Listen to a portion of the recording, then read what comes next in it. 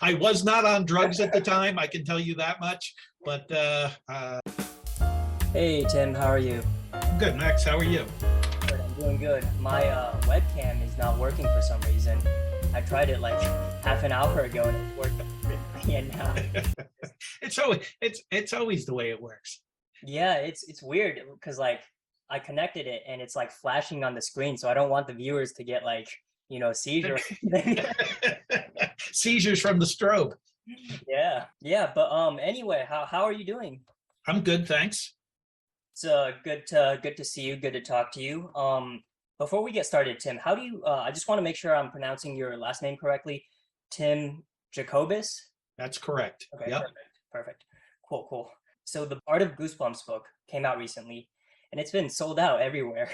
Yeah. Yeah. It went quick. They're in the process of doing a second printing, but all the printing is done overseas. Okay.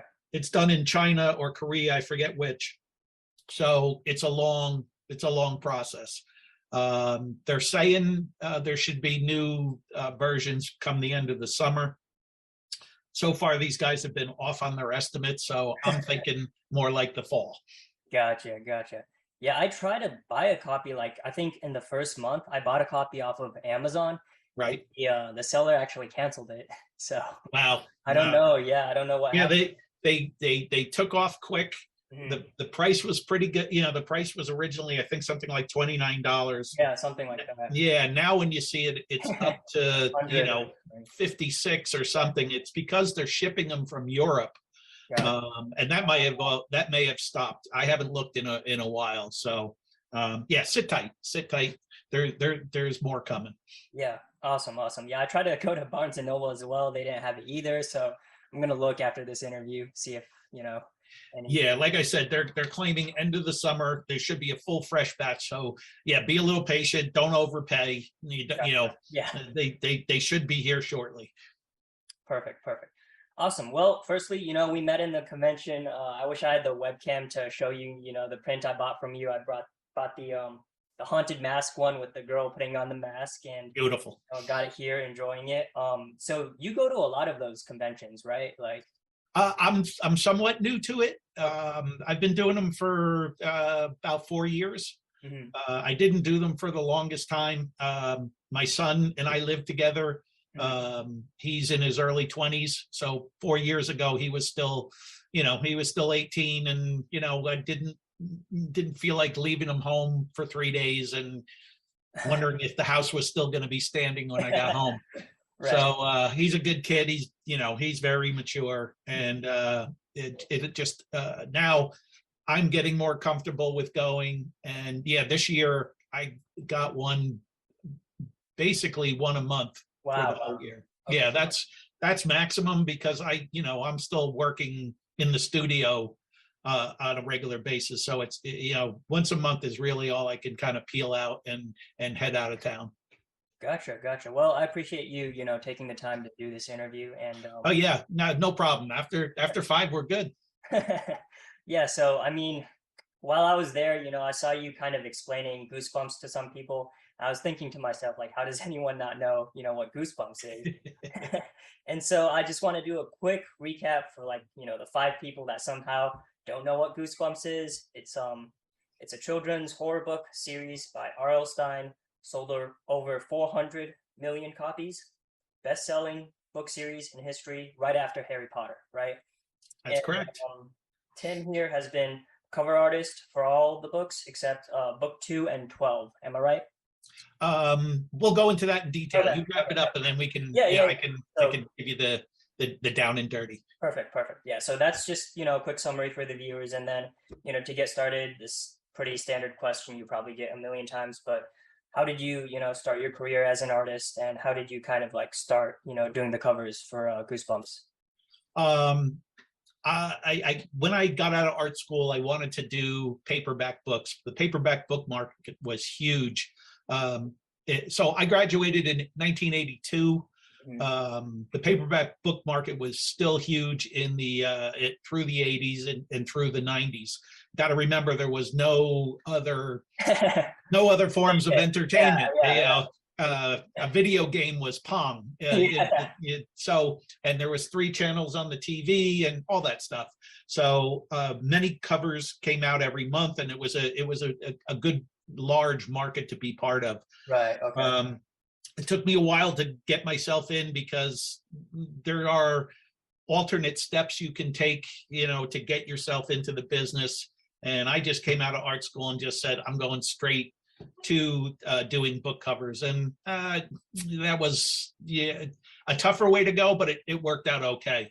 Right. I had worked with Scholastic for a number, maybe 3 years prior to Goosebumps. Mhm. I had done a number of covers for them, and I had proven myself to be responsible. My work was consistent. I made sure I got them done on time. Right. And when Goosebumps came around, I wasn't doing anything. And like I said, I was like, I was standing in the right place at the right time. And Right. they're like, yeah, we think you might be okay at this.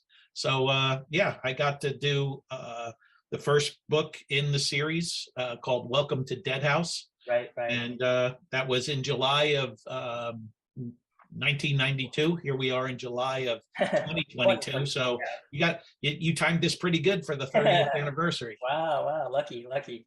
Yeah. I mean, going back to what you said, I've interviewed quite a few artists, and one thing I've noticed that they've told me about is like consistency and being able to like hit those deadlines are very important. Yeah, I would put the deadline thing in front of the consistency thing.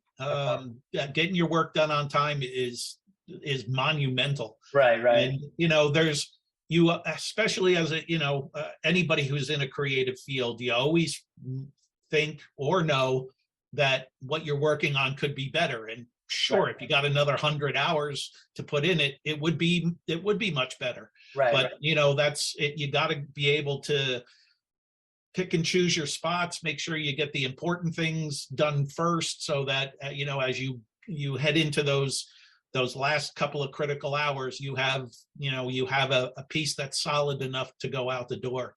And the other thing is to be disciplined enough to not waste time at the beginning. Put in those hours every day, be very consistent.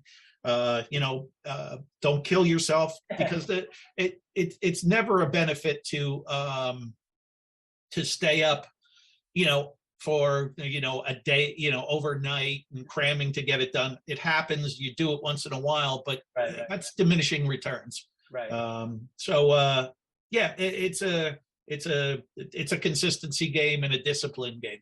Yeah, definitely. Like I agree. Like I kind of draw for fun, and like even me like trying to improve myself like definitely takes a lot of discipline. It's like an instrument. You have to like keep practicing and keep going, so 100%. Yeah. Speaking of like the process, like let's talk about a little bit about the process of working with RL Stine. I heard he was writing like Goosebumps. He was writing like one book a month or something like that, which is like crazy to me. That's correct. So yeah, we were doing one book a month. Wow. Yeah, he was writing the book at the same time I was doing the cover. Mm-hmm. So I got the title of the book and a short synopsis describing what the book was about. Right. And it worked out great. If I had a whole book to read, I don't know if it would be more helpful. Having just a very general idea of what the book was about kind of let my imagination run wild. And if I got the whole book, I would have felt more compelled to put in, all the details that he put into his story. I'd feel compelled to put into my art. And this way it was a little more loose. He definitely had the harder end of the deal. He had to write the book. I don't know about that. I'm fine. Doing a book a month, that wasn't bad. When we were in our full mode, Mm-hmm. I wasn't only doing Goosebumps books, I was doing other things. So I could do 4 books a month. Wow. Without having a heart attack and dying. So that one a week was hard, but not losing sleep, getting them done and keeping them consistent. Okay. So you never like got the whole finished plot of the story? No, No, no, I had to, if I wanted to find out what happened in a Goosebumps book, I had to go back when it came out, and when I bought it off the shelf like you right. guys did, Right. and then I would go back and read them. And usually by then, I think we were probably four books ahead, because of the way the process worked. I would get the art done before RL would finish the book. Then all of that would move into production and go into print. Then it would get shipped, and then it would get to to you guys in the store. So it was kind of an arc of 4 months. So the book I was working on was way after the one that was out on the shelf. So again, we're putting them out once a month. So I'm sure you read more Goosebumps than I. No, I was looking up some information about this. I saw that like the Say Cheese and Die book, like apparently you got the title and that was it or something, and he added a scene that matched the cover later on, something like that. Exactly. And that was a story I didn't know until just a couple of years ago, when him and I were doing a book signing together, and he told everybody who was there. So we thought, me and the art director thought we had come up with a really great idea. And then RL saw it, and he's like, yeah, this is great, but there's no family of skeletons grilling in this story. So he went back and he tried to find some spots to put it in, and then he at the last minute decided to do the famous dream sequence. And that's how the family of skeletons got into that story. Gotcha. So like, at what point did you guys kind of like realize we have something special here, to where you guys were really surprised by like how popular it was taking off? I'm not sure when it was for RL, because I don't know how much communications he had with Scholastic themselves, and I think he was closer to it than I was. I didn't really realize until I started to see my friends' kids with the books. You know what I mean? Because again, there's no social media. It wasn't like something you could look up in the newspaper. The internet was still kind of in its infancy. So yeah, it was kind of that look around you thing. And all of a sudden, I would, between my friends' kids having the books and seeing Goosebumps books pop up at like the supermarket, and they were being sold in the supermarket. I was going, oh, all right, this thing, something's happening here. And that was probably 10 books into it.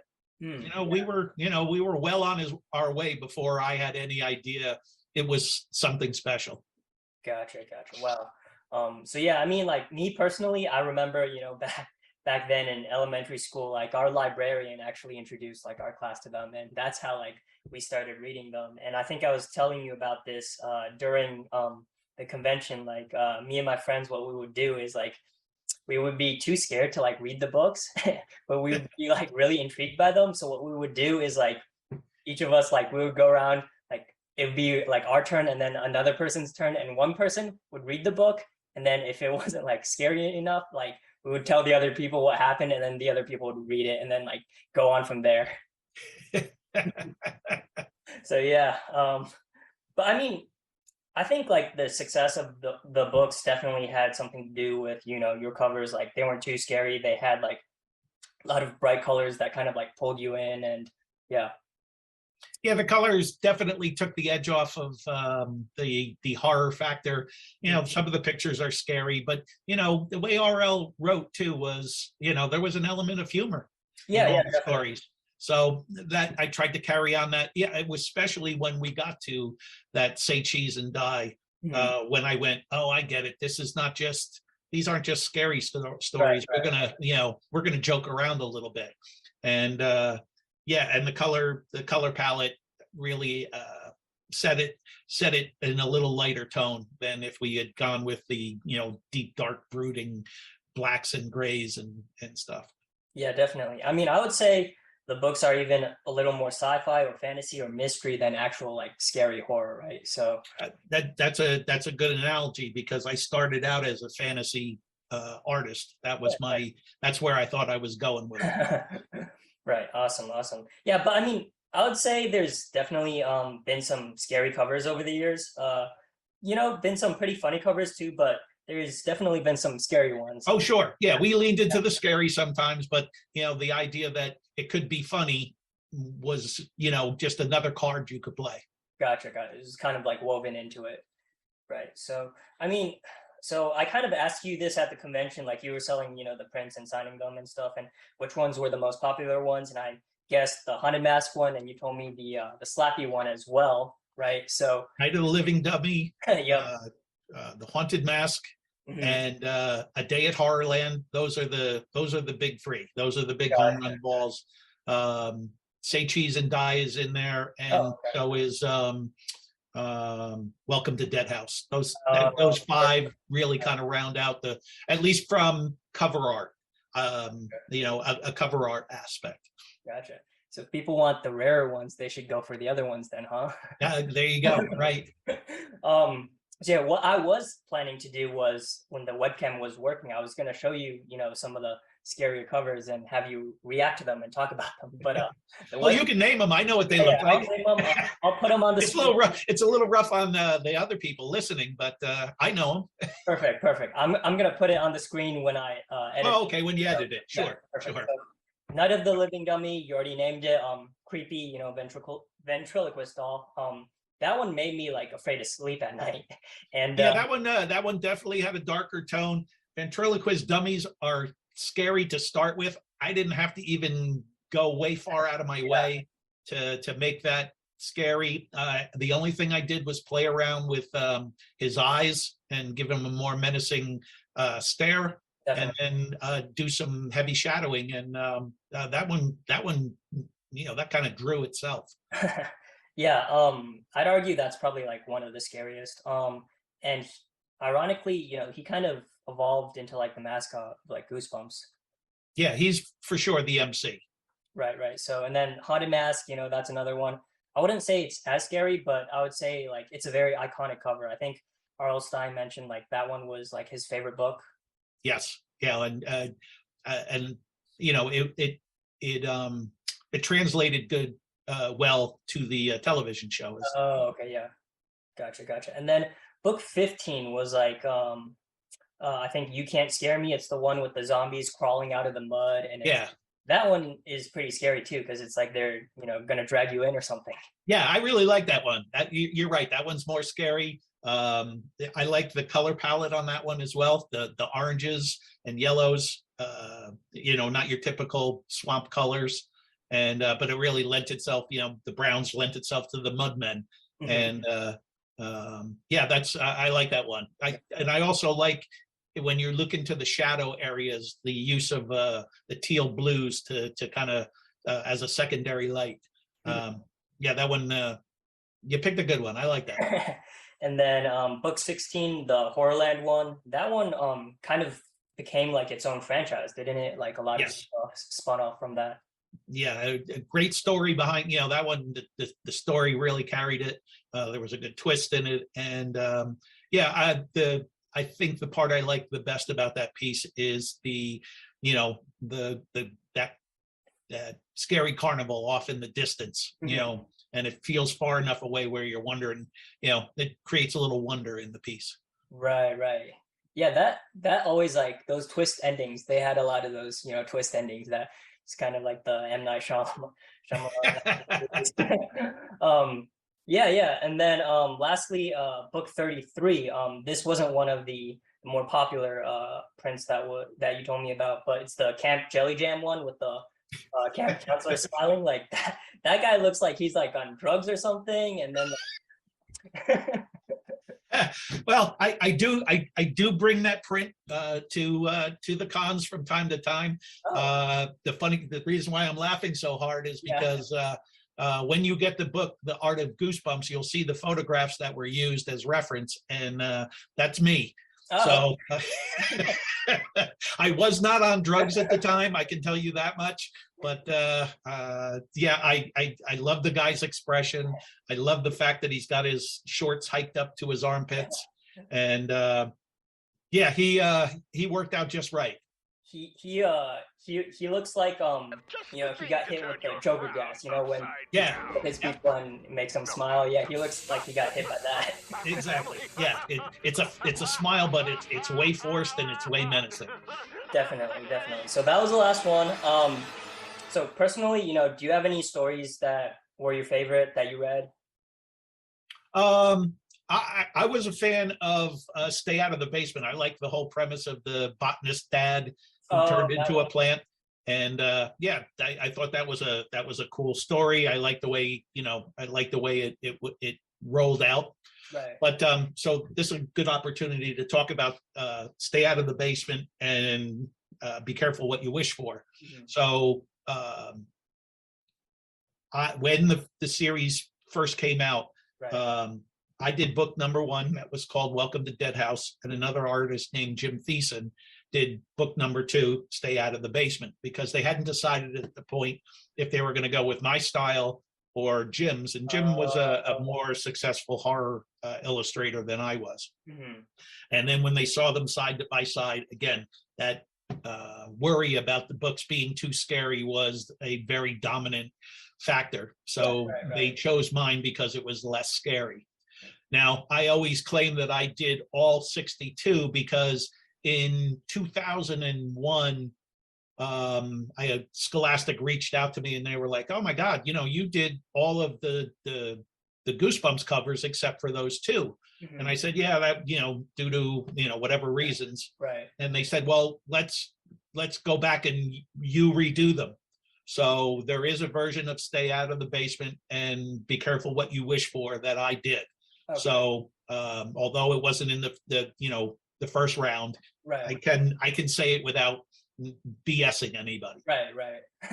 So those books, like you did those covers back then, or you did them more recently? Like, No, I did them in 2001 or something okay. like that. So the series, the 62 were complete at that point, Right, right. but yeah, they let me go back and do them just so that, It's, I thought it was just a nice gesture to be yeah, able to say I did them all. right, right, right. Awesome. Was there one or a couple that like you really enjoyed working on, like favorites of yours? I there was never any of them that when I was working on it, I didn't like or was upset or was a grind. They were all kind of fun, and because we were moving quickly, and you always knew there was going to be another one, and every one of the stories was so unique. Where if the example I always use is if I was doing Harry Potter covers, I'd be painting pictures of Harry Potter every month. And that you can do that, but it's really hard to find the excitement. And RL was writing a new story, a new monster, a new set of kids, a new place. All of it was new every time we did a book. So it was always exciting because I never knew what was coming next. Right. And they were all a lot of fun to do. No, I don't have any that I disliked. I, I like the ones where, if there was, a family member, who I got to pose. Behind the Haunted Mask is my niece, Jessie. Uh, She's now she's a mom with 5 kids, and she's a doctor. it's great. So, she thinks it's still really funny that, way back then, I Yeah. got her to pose. So yeah, it's Oh, always what happened kind of behind the scenes where are right, the ones right. that kind of I like. Okay. That's cool. That's cool. So moving on to a topic that like I'm really curious about, I'm really fascinated by. So I've always been kind of like really fascinated by like lost media and like, what could have been. So could we talk a little bit about, because I know Goosebumps has some too, like Goosebumps 2000 was like canceled and then there was Goosebumps Gold. So could you talk a little Yep. bit about that? Like, Yeah, Goosebumps series 2000 went on for a decent amount of time. We did 26 issues. It went on for a full year, and a year and 2 months. When we got to the end of it, there was a book called, at the time it was tentative, it was called The Incredible Shrinking Fifth Grader. yes. And I had done the art we were in that once a month cycle, and I was finishing up the art, and then I got a call from Scholastic saying, listen, the series is over. We're not going to even publish this book. We'll pay you for the art, but you don't have to ship it. Just hang on to it. And that'll be, that's the end of the series. Wow. So the end of the series came abruptly. There were hints that it might end, but I didn't expect it to be something like that. So that's a piece that you see it out on the internet. I dug it out of the closet once and got a picture of it so people could see it. Was one lost piece, and then what else did you ask me about? The Goosebumps Gold series. Oh, Goosebumps Gold. Yeah. So at that point, Goosebumps had stopped, and RL Stine was talking about getting Goosebumps going again. And him and his wife Jane reached out to me and said, "Yeah, we were thinking about doing something called Goosebumps Gold. Will you help us, freshen up the design?" So I was able to, kind of rework the Goosebumps logo, and we did 2 covers, an updated Haunted Mask and another one called Happy Holiday. Something about Happy the holiday, I think, right? Haunted Holidays or something. Yeah. And it had a wreath, and you could see the skull inside the wreath. Uh-huh. So and those were full blown, finished pieces of art. And again, the series never got off the ground. I don't know that much about what was going on behind the scenes. Those are pieces that float around the internet only. They never got printed onto books, but it makes for a good story. Awesome. So do you have any, covers that you worked on that never got made into books, full finished covers that? Not full finished covers, but there's when you, again, talking about the art of Goosebumps. Yeah. I did, and I still do when I'm doing work. I'll always submit 3 different sketches for every job. So there's always 2 ideas that are rejected. So there's a whole slew of incomplete pencil sketch, incomplete paintings that could have been on Goosebumps covers had it been an alternate universe. Right. So they exist, and that's what makes the art of Goosebumps fun, is you get to see those sketches. Oh, okay. And some you go, oh, I like that one better, and most of the time you look and you go, yeah, they picked the right one. Definitely.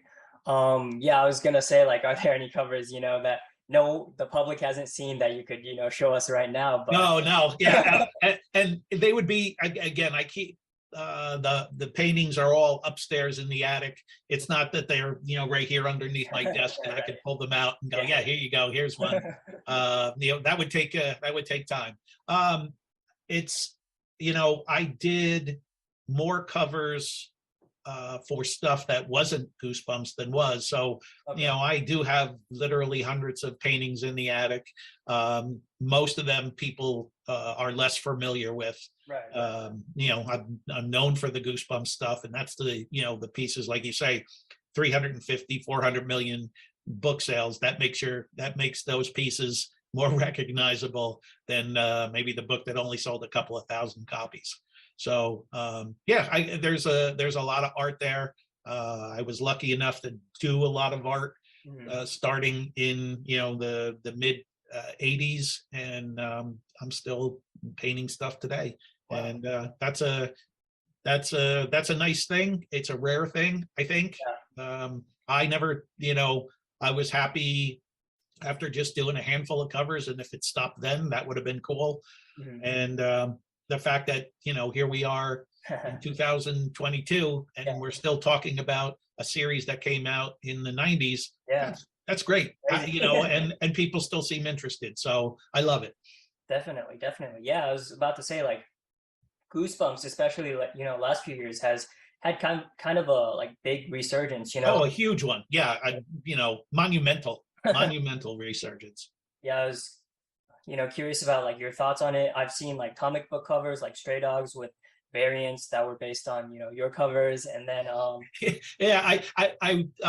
was in Denver this past for 4th of July weekend for a convention, and I was next to Tony Fleece.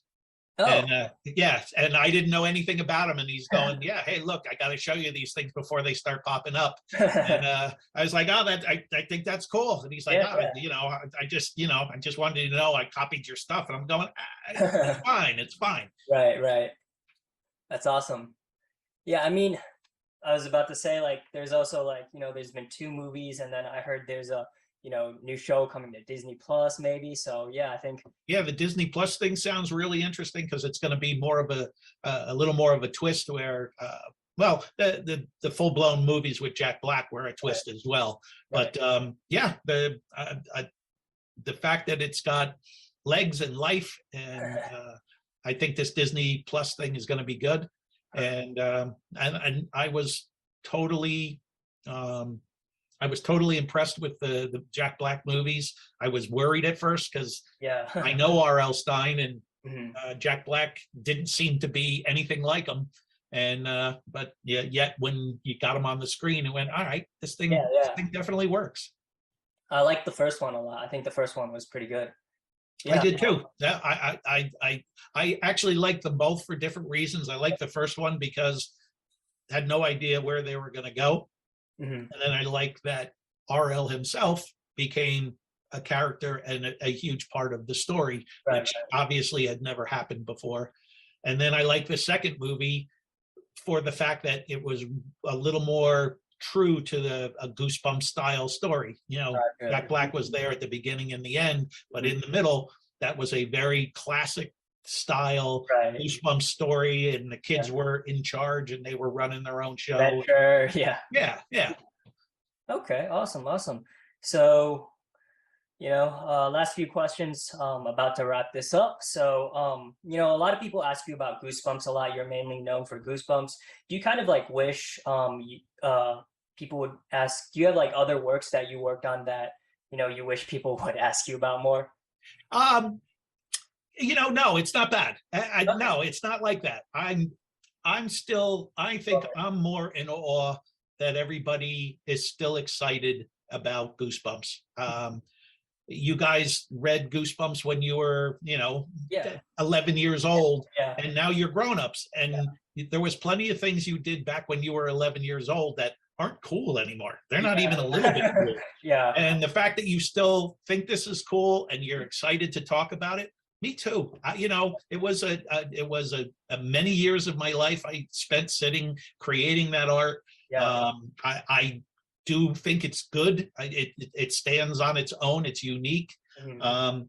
I still put out all my new stuff on social media, which is a whole nother game now that didn't exist. And I can get my art in front of thousands of people's eyes, and they can see what I'm doing now. And it's the perfect world because people look for me because of the Goosebumps heritage, but then they get a chance to see what I'm doing. And no, it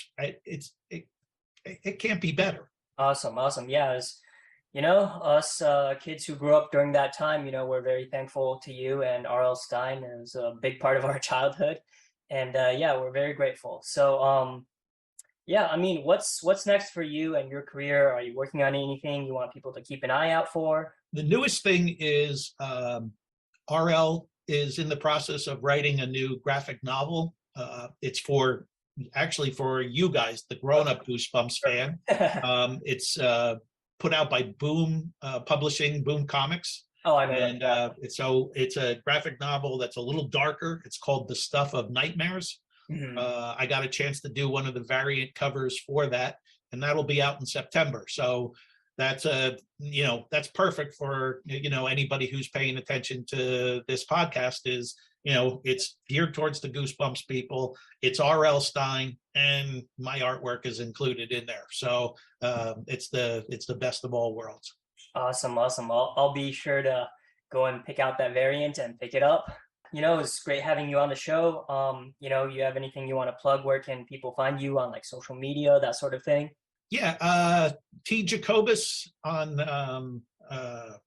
Instagram. Instagram is the best place. That's it's a picture-based medium.